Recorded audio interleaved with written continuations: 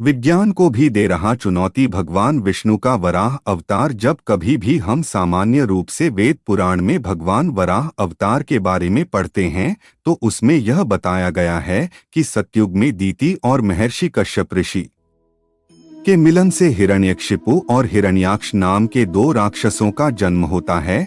यह दो राक्षस ब्रह्मा जी से वरदान प्राप्त कर सृष्टि में उत्पात मचाने लगते हैं।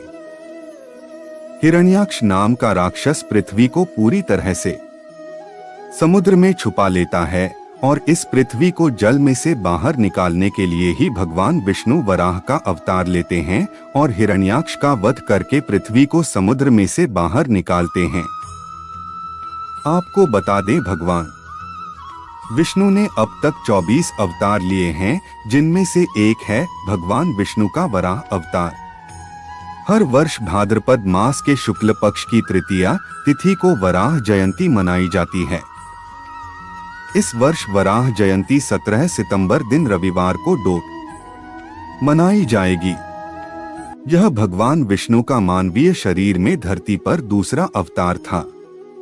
इसी अवतार में भगवान विष्णु जी ने मानवीय अवतार लिया था, जबकि उनका मुख वराह के समान था, इसीलिए इस अवतार को वराह अवतार कहा गया। भगवान विष्णु के वराह अवतार के रहस्य को समझने के लिए हमें हिरण्यकशिपु और हिरण्याक्ष नाम के दो राक्षसों को भी समझना पड़ेगा।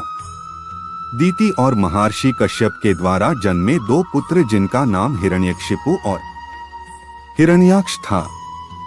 इन दोनों के ही जन्म होने के समय तीनों लोकों में अनेक प्रकार के भयंकर उत्पात होने लगे। उस समय स्वर्ग, पृथ्वी, आकाश सभी कांपने लगे और भयंकर आंधियां चलने लगीं। सूर्य और चंद्र देव पर राहु और केतु बार बार बैठने लगे। यह दोनों ही जन्म लेते ही आकाश तक बढ़ गए और उनका शरीर फौलाद के समान पर्वताकार हो गया। हिरण्यकशिपु ने तप करके ब्रह्मा जी को पूरी तरह प्रसन्न कर लिया था और जब ब्रह्मा जी ने प्रसन्न होकर बोला कि मांगो, क्या वरदान मांगना है, तब उसने बोला कि मेरी मृत्यु न दिन में हो ना ही रात में, ना घर के भीतर हो ना ही घर के बाहर। इस तरह से अमरता का वरदान पाकर बिना किसी भय के तीनों लोकों पर राज्य करने लगा। उसके बाद उसका छोटा भाई हिरण्याक्ष उसकी आज्ञा का पालन करते हुए शत्रुओं का नाश करने लगा और भ्रमण करते हुए एक दिन वह वरुण की पुरी में जा पहुंचा। पाताल लोक में पहुंचकर हिरण्याक्ष ने वरुण देव से युद्ध की याचना करते हुए कहा कि हे वरुण देव, आपने जगत के संपूर्ण दैत्यों तथा दानवों पर विजय प्राप्त किया है। मैं आपसे युद्ध की विनती करता हूँ, आप मुझसे युद्ध करके अपने युद्ध की कला का प्रमाण दीजिए। उस दैत्य की बात सुनकर वरुण देव को क्रोध आया, परंतु हंसते हुए वरुण देव ने कहा कि तुम जैसे बलशाली वीर से लड़ने योग्य अब मैं नहीं रहा। तुम्हें यज्ञ पुरुष नारायण के पास जाना चाहिए, वे तुमसे लड़ने योग्य हैं। यह सुनते ही हिरण्याक्ष नारद के पास पहुंच गया। तब नारद से पूछने पर उन्होंने बताया कि नारायण इस समय वाराह का रूप धारण कर पृथ्वी को समुद्र से बाहर निकालने गए हैं। यह सुनते ही हिरण्याक्ष समुद्र में पहुंच गया और वहां उसने भगवान वाराह को अपने दाढ़ पर पृथ्वी को लाते हुए देखा। यह देख हिरण्याक्ष ने भगवान वाराह से कहा कि हे जंगली पशु, तू यहाँ जल में कहां से आ गया है, और मूर्ख पशु, तू इस पृथ्वी को कहां ले जा रहा है। इस पृथ्वी को तो भगवान ब्रह्मा जी ने हमें दे रखा है। तू इस पृथ्वी को यहाँ से नहीं ले जा सकता। तू तो दैत्य और दानवों का शत्रु है, इसलिए आज तेरा वध मैं करूंगा। हिरण्याक्ष की यह बात सुनकर उन्हें बहुत क्रोध आया, परंतु पृथ्वी को वहां छोड़कर युद्ध करना उन्होंने उचित नहीं समझा। उस राक्षस के कड़वे वचन को सुनते हुए वह जल से बाहर आ गए। उसके बाद हिरण्याक्ष ने उस पृथ्वी को भगवान वराह से छीनकर समुद्र में फिर से डुबो दिया। यह देख सभी देवी देवताओं ने पृथ्वी को डूबने से बचाने की प्रार्थना की कि हे भगवान, पृथ्वी के बिना मानव सभ्यता का अंत हो जाएगा, कृपया करके उसे बचा लीजिए। यह सुनते ही भगवान वराह पृथ्वी को वापस लेने लगे तो हिरण्याक्ष ने भगवान को डोट युद्ध के लिए ललकारा, जिसके क्रोध में आकर भगवान वराह ने हिरण्याक्ष का वध कर दिया और समुद्र से पृथ्वी को अपने दांतों पर रखकर बाहर ले आए और पृथ्वी की पुनर्स्थापना की। वैज्ञानिक दृष्टिकोण से भी भगवान विष्णु का वराह अवतार बहुत महत्व रखता है। शिव पुराणों में यह बताया गया है कि भगवान शिव जी के अनुरोध पर भगवान ब्रह्मदेव ने इस सृष्टि की रचना की और साथ साथ हमारी पृथ्वी की भी रचना की। शुरुआत में हमारी पृथ्वी पूरी तरह से जल में डूबी हुई थी और एक भी जीव इस सृष्टि पर मौजूद नहीं था।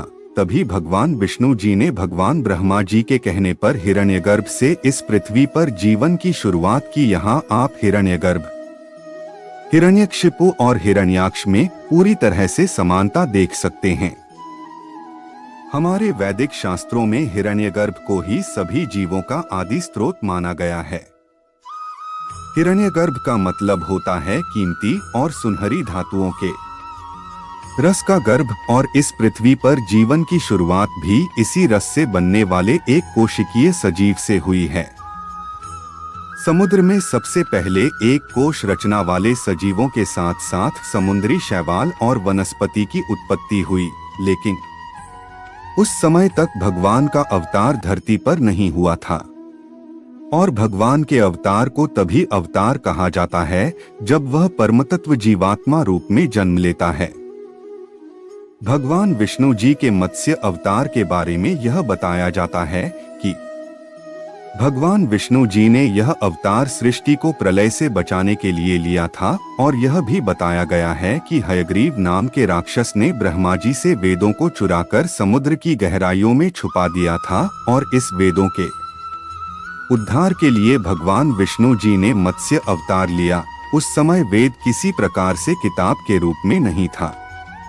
व्हील ऑफ धर्म सृष्टि की शुरुआत में जीवन समुद्र की गहराइयों में था, और इस जीवन को हयग्रीव नाम के राक्षस ने समुद्र में छुपा लिया था। तो घोड़े की गर्दन वाला जीव उस समय समुद्र की अंधेरी गहराइयों में रहते थे। भगवान विष्णु ने अपने मत्स्य अवतार में हयग्रीव का वध कर दिया।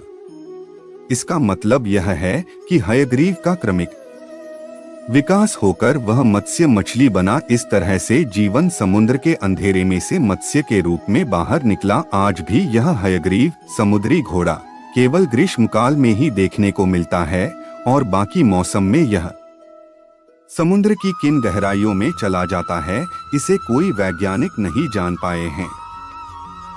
इस तरह से हयग्रीव का जब तक वध न होता, यानी उनका क्रमिक विकास न होता, तो जीवन समुद्र की गहराइयों में ही खत्म हो जाता, जिसे प्रलय के रूप में दर्शाया गया है। परंतु भगवान ने मत्स्य अवतार लेकर जीवन को प्रलय से बचाया है, और इस मत्स्य अवतार के बाद समुद्र में एक क्रमिक विकास का कार्य तेजी से होने लगा, और कई नए सजीव हमारे अस्तित्व में आने लगे, और समुद्र में क्रमिक विकास का एक मंथन सा शुरू हो गया। इसे हमारे पुराणों में समुद्र मंथन की कथा से दर्शाया गया है। इस क्रमिक विकास में सजीवों में कुछ सकारात्मक तो कुछ नकारात्मक बदलाव भी आ रहे थे। इनमें सकारात्मक बदलाव को देवों के रूप में तथा नकारात्मक बदलाव को दानवों के रूप में दर्शाया गया है। इन्हीं क्रमिक विकास के चलते भगवान विष्णु ने कच्छप रूप में अवतार लिया, जिसे हम उभयचर कहते हैं, और यह उभयचर ही जीवन को आगे बढ़ाने वाला मुख्य आधार था। इन्हीं उभयचर से सरीसृप कर अस्तित्व आया, लेकिन अभी तक जीवन पूरी तरह से पृथ्वी पर बाहर नहीं आया था, और जब पूरी तरह से पृथ्वी पर जीवन आया तो वह स्तन प्राणियों के रूप में आया। सरीसृपों में से लगभग लाखों वर्षों के संघर्ष के बाद स्तन प्राणियों का विकास हुआ, और इस संघर्ष को हमारी पौराणिक कथाओं में भगवान वराह और हिरण्याक्ष के युद्ध के रूप में दर्शाया गया है। तो मित्रों, उम्मीद करते हैं आपको हमारी आज की ये वीडियो पसंद आई होगी। यदि हाँ, तो नीचे कमेंट करके जरूर बताएं, और ऐसी ही और भी आध्यात्मिक और धार्मिक जानकारी के लिए हमारे YouTube चैनल शुभ सनातन ज्ञान 09 को लाइक करें, सब्सक्राइब करें और फेसबुक पर देखने वाले लाइक करें हमारा फेसबुक पेज। आज के लिए बस इतना ही, इजाजत दें। आपका बहुत बहुत शुक्रिया।